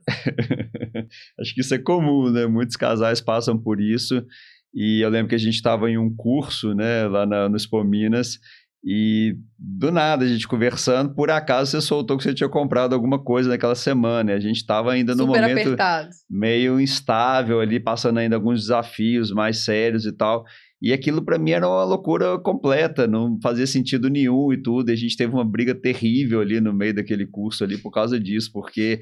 E hoje eu vejo isso, que isso acontece com muitos casais, né? Fico impressionado. Você mesmo, né, tem a questão da loja da roupa, muitas clientes suas falam assim, ó, manda numa sacola discreta pro meu marido não ver. Rafael fica encabulado com isso, entrega tal hora, porque ele não vai estar aqui para poder... Fala, poxa, essa base do relacionamento, né, que o termo, né, que a gente tem visto hoje é esse, infidelidade financeira, isso é comum. Então, existem maridos que investem dinheiro que a esposa não sabe, ele está guardando dinheiro separado, e vice-versa, a esposa também quer fazer um pé de meia que o marido não está sabendo, ou então em relação às despesas também, alguns têm cartões que a esposa não tem contato ou acesso, contas separadas e vice-versa dos dois lados.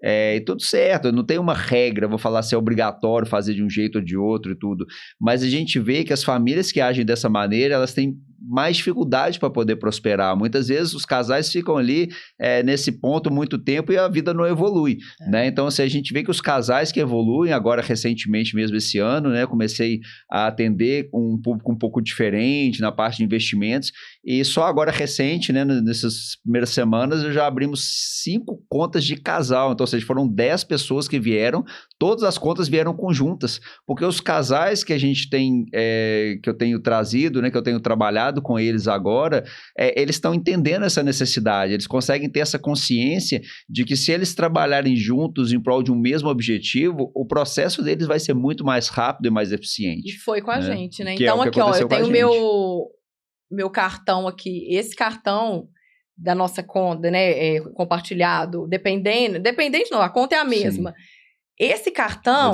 Adicional, estava buscando essa palavra. Esse cartão, por muito tempo, ele quis me dar e eu resistia, porque para eu ter esse cartão, teoricamente, eu tinha que juntar o nosso dinheiro, né? Porque a cada compra que você faz, eu recebo a notificação na hora, né? Então, eu sei exatamente o que você está gastando. Nossa, hoje aconteceu isso, né? Minha carteira, porque eu também tenho um cartão só meu, né? E tenho esse cartão.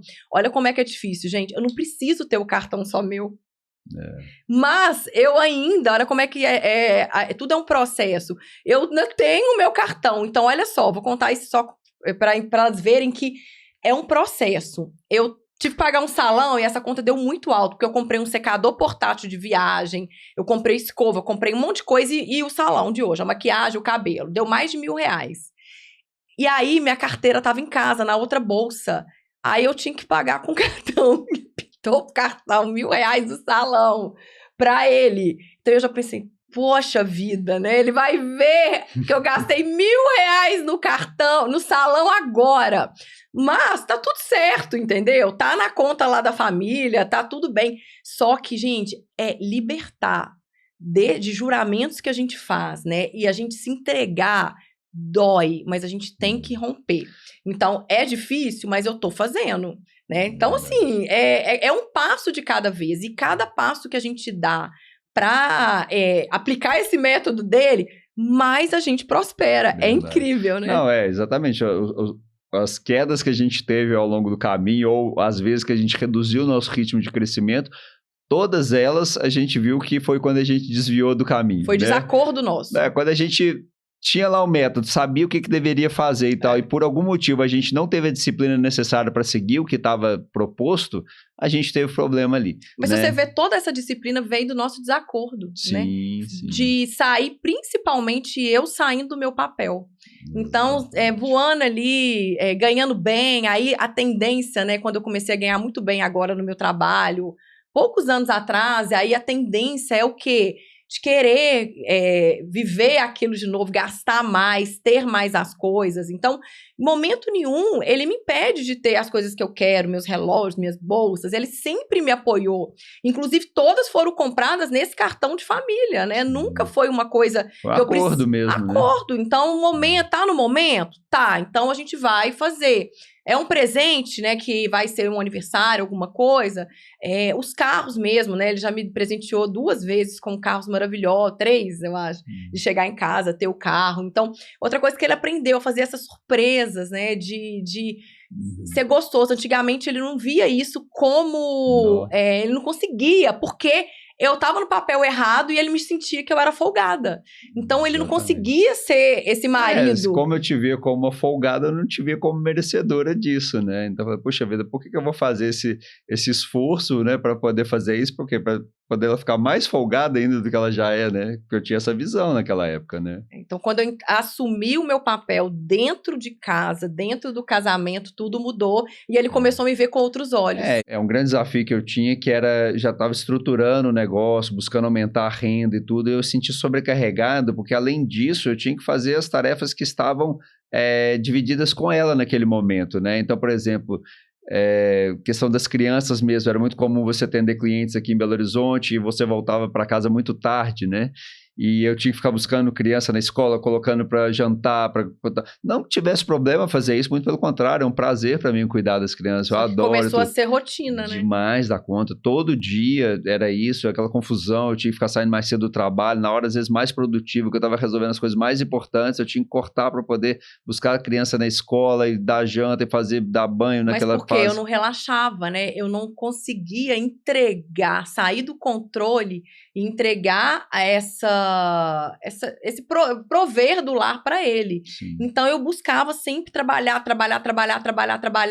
e ali eu saí do meu papel de mãe, saí do meu papel de esposa e desalinhei ele no papel dele, e né? você se sentia sobrecarregada, né? Super sobrecarregada. E ficavam os dois sobrecarregados. Isso é que é maluco por causa disso, porque eu acho que naturalmente, dentro do relacionamento, eu acho que cada um tem mais, às vezes, habilidade ou facilidade para desenvolver certas tarefas, né? Certas atividades ali dentro. E é o que a gente falou já mais no início, que é a questão da divisão dos papéis, né? Quando eles estão bem alinhados, bem claros, bem acordados, as coisas fluem de uma maneira totalmente diferente. Porque nem toda casa vai ser exatamente como a nossa, né? Vão ter outras situações. Mas a gente está contando aqui exatamente o que funcionou e que tem que ter um acordo entre o casal. Porque existem relacionamentos que vivem nesse silêncio, né? É aquela coisa silenciosa, os dois incomodados. Parece que o casal se dá super bem, mas tem um incômodo silencioso. E a gente viveu isso um tempo. Depois a gente chegou a falar dos incômodos,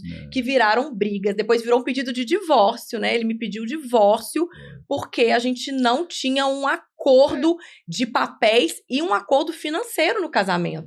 Porque chegou uma fase que as nossas brigas, por esses mesmos motivos, começaram a ser muito recorrentes, cada vez mais próximas, né? E aí chegou num ponto que a gente estava brigando sobre isso direto, o mesmo problema. Eu falei, poxa, eu não consigo mais, eu tenho que caçar outro caminho, porque toda hora o mesmo problema, já conversamos sobre isso e continua acontecendo e tal. E ali foi um momento que a gente conseguiu começar a alinhar, né? A partir dessa virada ali. Foi, a gente, né, teve essa conversa para acordar exatamente os caminhos que a gente precisava. E eu cheguei numa fase que eu me senti muito sobrecarregada. E aí, quando eu entendi, né, que eu precisava juntar esse dinheiro e que o que eu ganhava não era só meu, era da família, já que ele já era provedor e ele já fazia mais dinheiro que eu. Então, eu decidi um tempo pausar. Então, eu conversei com o meu time, diminuí muito a minha agenda, né? Me dediquei mais à família, mais aos meus filhos. Fiz alguns cursos como experiência do lar, coloquei minha casa em ordem. E isso, gente, foi assim, um divisor de águas. E impressionante. Quando eu tomei essa posição, como que ele começou a prosperar mais. Como que a empresa começou a entrar em ordem. Porque eu saí do papel, né, de super mulher, me coloquei no papel de submissa, não no sentido pejorativo, que eu achava, né, que essa palavra cresceu dentro de mim, mas na submissão, a que prepara a missão. Então, eu deixo as coisas prontas para ele ir lá e lutar pela família, né, e prover do jeito que tem que ser. E isso foi maravilhoso. Mas, incrivelmente, as coisas foram dando certo no meu trabalho também, mesmo diminuindo, eu comecei a ter clientes mais espaçados, mas cobrando mais, clientes mais estratégicos. Então, eu não parei de trabalhar. Então, Deus foi movendo de uma forma, né? Porque o que Deus quer é o quê, gente? É a provisão dessa família. que é a coisa mais importante para Deus, né? A família, o casamento, a união dessa família. Então, a mulher desalinhada no lar, ela desalinha a família, ela desalinha o casamento.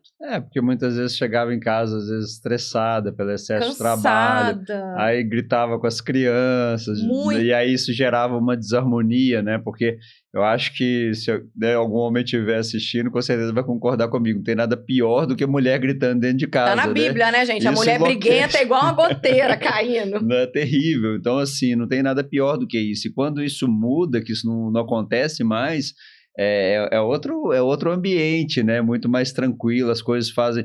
E eu consigo me sentir mais, tranquilo em casa, né? Não tem nada melhor do que isso. E é incrível, gente, porque eu sou muito controladora, né? Então, tirar esse controle das minhas mãos e entender que Deus, confiar...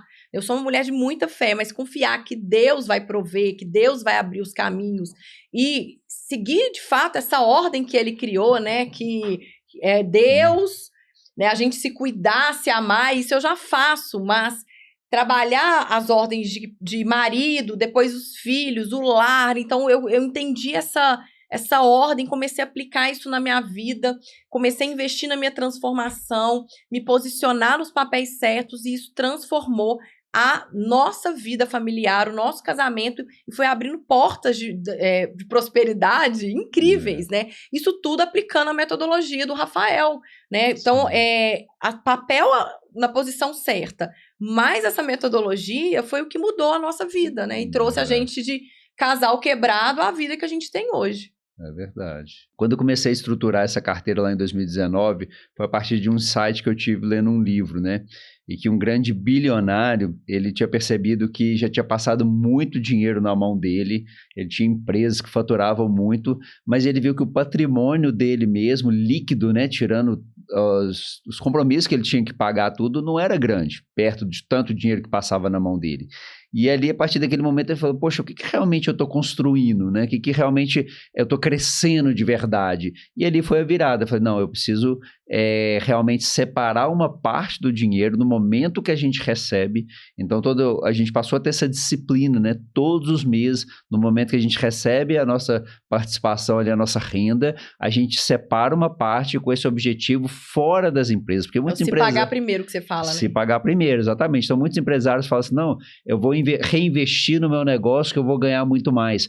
Só que as pessoas ficam presas nesse reinvestimento e muitas vezes acontece isso. O risco é muito grande, porque às vezes a empresa pode passar por algum problema. A gente, como teve agora no final do ano passado, uma inadimplência de um cliente que tirou a gente do eixo daquele momento que a gente estava passando ali. E então, se tudo isso muda muito, né? As empresas são muito voláteis, ainda mais em um país como o Brasil, né? Então, criar esse patrimônio paralelo, né? Efetivamente colocar o dinheiro para trabalhar para a gente de verdade ali, com disciplina, com paciência, com organização, com método, né? Ter clareza disso. E isso fez com que a nossa vida mudasse totalmente, né? Então, nesse desafio que a gente passou no ano passado, ao mesmo tempo que foi desafiador, a gente tinha um porto seguro ali, a gente tinha aonde recorrer naquele momento seguro, que foi o que deu a base para a gente poder passar aquilo ali sem ter que mudar a nossa vida radicalmente, né? Porque em alguns momentos foi cogitado para a gente, não, vende isso, vende aquilo, muda isso, muda aquilo. Falei, não, peraí, calma, vamos nos reorganizar, vamos ver o que é necessário fazer. Tomamos várias medidas, né? Ainda temos que tomar outras, mas, no entanto, a gente tem uma base muito sólida por trás que a gente vem construindo, né? Então, ter essa segurança financeira de um patrimônio que trabalha para a gente muda toda a história, né? Eu acho que pode mudar essa história de qualquer família, né? Coloquei uma meta para ele, gente, que vocês vão anotar aí, que quando esse patrimônio aí tiver bonitinho, a gente vai tirar 2 meses de férias na Europa, tá? Então, eu vou fechar a casa no último dia de aula das crianças e vou voltar, tá, gente? Só dia 1º de fevereiro. Vou para Paris, vou para 2 meses viajando, tá? Essa é a minha meta. Na hora que isso acontecer, vocês vão lembrar desse dia. Então, a mulher dá a meta, entendeu? E ele tá administrando, o dinheiro tá todo junto, e ele tá ali construindo com essa metodologia que ele criou, que é a mesma essa renda passiva. Exato, que é a mesma metodologia que eu aplico para a maioria dos meus clientes, Sim. né? E a partir disso, igual eu estava falando antes, agora tem vindo os clientes, a maioria são os casais, né? Que estão com objetivos parecidos, que entenderam... Por isso que a gente está fazendo podcast, né? Exatamente, que entenderam que isso pode fazer diferença ao longo da vida, né? Que ter uma base sólida disso, poder contar com isso, muda tudo, né? E isso é a partir de uma construção, né? A questão de continuar, ter essa clareza. Eu acho que talvez um dos maiores desafios é esse, quando a pessoa tem essa disciplina de guardar no momento que ela recebe, porque muitas vezes a gente já errou no passado por isso. Gastava. A gente ficava aguardando, esperar ver o que ia sobrar para poder aí sim guardar, né? Então, assim, a não ser que seja um casal que tem esse perfil dessa mentalidade mais escassa, como eu era no passado, que aí provavelmente vão trabalhar os dois só para guardar dinheiro e não vão usufruir, né, do que eles poderiam usufruir. Mas do seu método, né? Ele vai usufruir, que tem a caixinha do lazer. Gente, funciona para escasso, para gastadeira, para todo mundo. Exatamente. A ideia é justamente essa, é adequar aos perfis diferentes e aí sim poder usufruir isso da melhor maneira possível. E aí é um acordo ali que funciona para todo mundo, não tem desalinhamento, salva casamento, salva família. Qual decisão prática que a gente tomou diferente do que fazia antes, né? Que mudou tudo. Sem dúvidas, foi juntar o dinheiro da família. Sim. Que eu achava que o meu era meu, o seu era nosso. E a partir do momento que a gente juntou esse dinheiro, né? E seguimos a metodologia do Rafael, que é a metodologia do se pagar primeiro, e aí tem as caixinhas, a nossa vida transformou. Mudou completamente, exatamente. Tem uma pergunta aqui, que tipo de conversa que a gente tem hoje e que a gente não tinha antes, né? Eu vejo isso com muitos casais acontecendo, essa questão do silêncio a respeito do dinheiro, porque eu acho que o dinheiro é um tabu, né? Então, assim, principalmente no Brasil, você vê lá nos Estados Unidos, por exemplo, é outra cultura, né? Então, o americano fala a renda dele com naturalidade. Eu recebo tantos dólares por semana, tantos dólares por ano, né? Lá é muito falado de renda anual com tranquilidade. E no Brasil, não. O Brasil é diferente, a cultura do brasileiro relacionada a dinheiro, né? Então, falar em dinheiro, em volumes grandes financeiros, é uma coisa que incomoda. As pessoas gostam de esconder, elas querem ali, por uma série de motivos, né? Que acontece na nossa cultura. E isso foi um divisor de águas para a gente hoje, poder falar disso abertamente dentro da família. Então, por exemplo, no passado, eu tinha receio de que a Marina soubesse qual que era o valor real do nosso investimento, por ela querer gastar muito, e ela provavelmente ia querer ter algum tipo de despesa ou viver algum tipo de experiência que às vezes não acreditava que era o momento, né? E isso poderia destruir o nosso futuro financeiro, né? Então, cabia o meu papel ali de, às vezes, segurar um pouco e tal. E hoje a gente já tem maturidade para poder lidar com isso abertamente, saber, não, o que é o processo de investimento, o que é o processo de usufruir, né? E fazer isso ao mesmo tempo. Isso é que é legal, né? Muitas pessoas ficam assim, eu vou só usufruir dinheiro ou vou só guardar dinheiro. Não, é possível fazer as duas coisas ao mesmo tempo, que é o que a gente busca fazer. E né? Mudou até as falas. Ele fala, quando ele vai mostrar lá a carteira de investimentos, ele fala, nós temos a ação tal, né? Sim, antigamente não tinha essa fala, então a nossa carteira é assim, então eu falo, é nossa carteira, né? Porque antigamente não era, por esse desalinhamento mesmo, né? Porque eu tinha essa coisa, né, de o dinheiro ser dividido, então eu mesma já colocava isso ali em questão, né? E colocar o meu dinheiro, né, que eu ganhava ali na roda da família, aquilo ali, nossa, era muito sofrido. E era interessante que eu lembro que você tinha o costume de querer ter um dinheiro seu investido, né? Você queria ter a sua carteira de investimentos para você poder usar para alguma coisa específica. Poxa, mas a gente já está construindo essa outra aqui muito maior, em conjunto, né? Qual o sentido de você separar uma coisa numa aplicação ruim? Né? Mas eu tinha uma justificativa, gente. É porque eu queria quebrar essa minha mentalidade de ser uma pessoa gastadeira para ser uma pessoa que conseguia juntar dinheiro. Então, eu achava que eu tendo minha própria carteira, ó a historinha, hein? Tu tem a historinha. Eu estava mudando a minha mentalidade nesse sentido, né? Mas no final eu desisti, né? Cheguei até a fazer, você me indicava lá e tudo. Aí a gente juntou tudo e agora o investimento é todo junto. Então não tem essa divisão mais. Porque na hora de usufruir, vai usufruir todo mundo junto. Né? Então, na hora de ganhar, quem ganha mais vai juntar com quem ganha menos. E teve um mês, inclusive, né? Que a gente teve um problema na empresa. e que eu arrebentei de vender. Foi o meu recorde de faturamento, né? Foi maravilhoso. O dinheiro tá aqui, ó, tá aqui, né? A conta tá lá, na verdade. O que me ajudou foi parar de olhar conta de banco, de empresa, parar de olhar minha conta, entendeu? Vamos lá, deixa no, né? Eu tenho lá meu cartão que eu posso usar e ele administra. Então, por que parar de olhar? Sair do controle, né? Então, o controle, as coisas estão já organizadas e controladas por quem entende. E tá tudo acordado, tudo alinhado. Então, aquele negocinho de ficar entrando no aplicativo, ver o dia da conta, se tem, como é que tá o saldo da empresa hoje, se não tá. Então, eu tô livre disso, eles resolvem. Então, nessa situação que eu faturei muito um mês e a empresa dele não estava, então o dinheiro foi retirado, né, a maior parte, para a família, para prover aquele mês. E isso até para algumas mulheres que são provedoras do lar, não se sintam constrangidas por isso, né? Isso pode acontecer, inclusive, com quem tem um marido provedor. Né? A gente teve essa inadimplência desse cliente, desembolou tudo na nossa vida, e ali, graças a Deus, eu estava ali para isso. Exatamente. O que a gente não está falando aqui em momento nenhum que existe essa regra, né? Que tem que ser um ou tem que ser outro. Até porque a vida dá muitas voltas, né? Em alguns momentos. Deu nessa situação, e várias vezes na nossa vida, teve momentos que eu tive renda muito maior e vice-versa. Teve momentos lá no início, ou nessa fase aí mesmo, quando a gente teve esse problema e tal, que você precisou ajudar mais intensivamente e tudo, e faz parte do processo. Acho que quando isso é feito para o mesmo objetivo, ele tira esse incômodo, né? Porque igual eu já falei um pouco aqui antes, que eu acho que o grande problema, às vezes, nem tantos casais, eles chegam nesse ponto que nós chegamos, de falar em divórcio, às vezes por causa de problemas financeiros, ou de ter brigas tão frequentes como nós chegamos a ter no passado e tudo, mas muitos sofrem em silêncio, muitos sofrem calados. A gente vê agora que a gente está abordando esse tema, até o motivo disso é porque a gente tem visto, às vezes, pessoas mais próximas até que a gente convive, que a gente percebe, assim, no semblante da pessoa, quando falam de determinados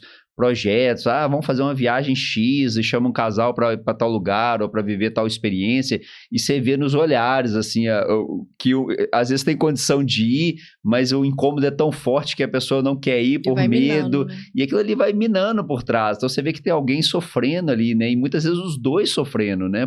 Por essa questão da falta do acordo, né? De alinhar isso claramente, poder ter essa liberdade que a gente tem hoje para falar de tudo e criar projetos juntos, né? Então, a gente teve uma coisa legal, igual, por exemplo, até em relação à questão dos carros mesmo, né? Como é que foi tudo bem alinhado. A gente não teve um incômodo, né? Quando você quis comprar alguma coisa mais cara também, foi tudo sempre muito alinhado, muito definido. É o momento ou não é o momento, podemos fazer ou não podemos fazer. Tudo isso pesado, né, direitinho, estruturado, isso gera leveza, porque assim, tudo foi assumido em conjunto, né, um compromisso. Porque sempre vai ter na relação aquela pessoa que quer mais, né, que tem uma tendência a gastar mais. Então, eu sou essa pessoa no relacionamento, né, eu quero sempre uma bolsa nova, eu quero sempre itens materiais, eu gosto, né, eu trabalho com moda, então isso pra mim é bom, eu gosto. Então, chegou uma época que eu falei com o Rafael, olha, chegou a sua hora, né? Você vai comprar um relógio bom e você vai comprar um sapato mais grifado. Então, vamos lá. Eu trabalhei o posicionamento de imagem dele de forma mais intensiva, porque ele ficava ali, né? Porque, gente, essa essência, né, da escassez, da crença, a gente não trabalhar todo dia, aquilo vai dominando, né? Então, eu fui meio que forcei ele, vamos lá, vamos comprar. Não, aí ele ficou, não é o momento, né? Outra coisa que ele virou muito, né, que foi uma coisa assim, que ele mudou, foi a questão de usufruir, por exemplo, hotéis em viagens. Você tem que segurar ele, porque ele só quer hotel 5 estrelas, o bom e do melhor.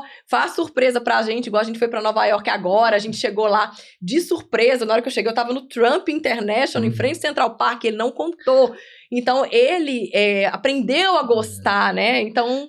mas isso tá dentro do método também, né? Sim. Porque, assim, quando a gente coloca lá aquela questão do pote do lazer, né? Justamente para esse tipo de organização. Então, se a gente organiza o dinheiro para viver experiências específicas. Então, por exemplo, às vezes, ao invés de fazer pequenas viagens e tudo, não, vamos fazer uma, mas vamos fazer uma melhor, que a gente possa viver experiências que a gente não vive no dia a dia, né? Sim. Então, quando a gente tem essa clareza, a gente para de sofrer com isso, né? Então, no passado, às vezes, a gente vê até hoje pessoas que a gente sabe que têm uma condição financeira muito grande e que eles não conseguem se dar o luxo, às vezes, de viver certas experiências, mesmo querendo. né? Por causa disso, porque acha que não é valor, não é que não é valor, é que a pessoa não consegue exatamente. É uma prisão, dor, né? Acaba vivendo uma prisão. Então, essa metodologia, ela acaba obrigando, porque está ali, né, de forma organizada, o dinheiro de viver as experiências. E isso pra muito gente legal. É o valor, né? Isso pra gente é importante. Até quando a gente aprendeu esse processo, a gente aprendeu a valorizar isso, e o tanto que isso é benéfico, né, pra gente, né? Até quando a gente foi ter uma conversa recente, né, eu vejo muitas pessoas focadas em só reduzir despesa, né? Sempre economizar mais, guardar mais, viver de uma maneira mais simples, né? Pensando sempre nessa tranquilidade financeira. E isso pode ser alavancado muito mais se for aumentada a renda, né? Então, cada vez que a pessoa cria um projeto novo que gera mais renda, isso é exponencial, né? Então, ela alavanca muito, porque assim, as despesas básicas, se a gente pensar, chega num ponto que é difícil cortar muito, né? Então, por exemplo, vamos imaginar a despesa de supermercado em casa. É um tipo de despesa que, você pode ir no supermercado mais caro, comprar alguns produtos de uma marca mais cara e tal, mas em média ela não tem uma oscilação tão grande, né? Ela vai ficar mais ou menos ali naquele nível. Agora, quando a gente fala de experiências, de outras coisas, aí sim, aí você pode elevar para o nível infinito, né? Não tem muito limite para isso. E aí, quando a renda começa a aumentar em determinado ponto, né, que a despesa básica está suprida ali com aquele dinheiro que a pessoa recebe, que ela já tem aquela tranquilidade financeira básica, isso é exponencial, né? Então ela dá liberdade para poder viver experiências muito maiores do que ela tinha, ou consumir produtos muito diferentes do que ela fazia antes, né? Porque a despesa básica não vai aumentar tanto em média, né? Então é mais ou menos isso que a gente tenta fazer dentro da nossa organização financeira, né? E é interessante também essa questão de viver experiência e tudo. Eu tô lembrando daquela questão de quando eu ainda estava com o Ideia na época, né? Eu tinha um carro já com quase 180 mil quilômetros rodados e tudo, e eu tinha muita dificuldade de pensar em trocar naquele momento, né? Eu queria ter muita solidez, porque como eu vinha daquele episódio ter quebrado, né? Lá em 2016, eu não queria fazer aquela mudança, né? E aquilo ali foi um processo muito sofrido, e a Marina falou, não, você precisa encarar, mudar isso para poder você quebrar esse padrão, né? Então, foi uma quebra mesmo. Ele recebeu um carro num pagamento de um cliente, foi uma caminhonete Hilux bem zeradinha, edição especial, e ele queria vender aquela caminhonete, mas eu falei, não, você precisa ficar com essa caminhonete para você, porque aí você fala assim, ela gosta de coisa boa, ela queria o carro, eu nem gosto de caminhonete, tá, gente? Na verdade, eu queria que ele quebrasse esse padrão, né? E foi o que aconteceu, gente, foi incrível. É como se ele quebrasse furasse uma bolha ali. E aí, a partir de então, ele viu que ele podia mais, que viver, que aquele carro não pertencia mais a ele, né? E aí ele começou, e aí agora tem que segurar ele, né? Que ele só quer melhorar o carro cada vez mais. Mas é isso mesmo, foi um processo, né? Foi um passo a passo. Então, se já estava bastante tempo, já podia fazer, mas pé no chão. Não, vou fazer só quando realmente tiver estrutura, tiver tranquilidade para poder fazer, né? Pessoal, então a gente encerra por aqui, né? Nós vamos gravar mais podcasts, tem muita história para contar. Espero que vocês tenham gostado, né, amor? Exatamente. E para a gente poder fazer um conteúdo que agregue mais, né? Coloca dúvida, coloca perguntas, né? Que a gente puder ajudar. Deixa as perguntas para a gente, porque a nossa história é uma história de superação, né? A gente transformou a nossa família, a gente quer compartilhar com outras para que sejam transformadas também. Exatamente. A nossa ideia é justamente inspirar, né, que outras pessoas que queiram, né, mudar de vida, que isso é possível, né? Por mais desafiante que possa parecer, mas na verdade, né, é possível. E uma palavra, só para encerrar, que eu escuto muito, né, que em relação à forma como as pessoas nos olham hoje, é a palavra ousadia. Então, a palavra ousadia, na minha vida, ela vem ao lado de fé, né? De acreditar, de confiar em Deus. Então, sejam ousados, né? Não tenham medo, façam as coisas com o pé no chão, com acordos entre o casal, mas tem hora que a gente precisa ser ousado para a gente crescer. Então, é a palavra que eu quero deixar para vocês aqui para encerrar esse episódio. Exatamente. Obrigada por tudo. Obrigado, gente. Até mais.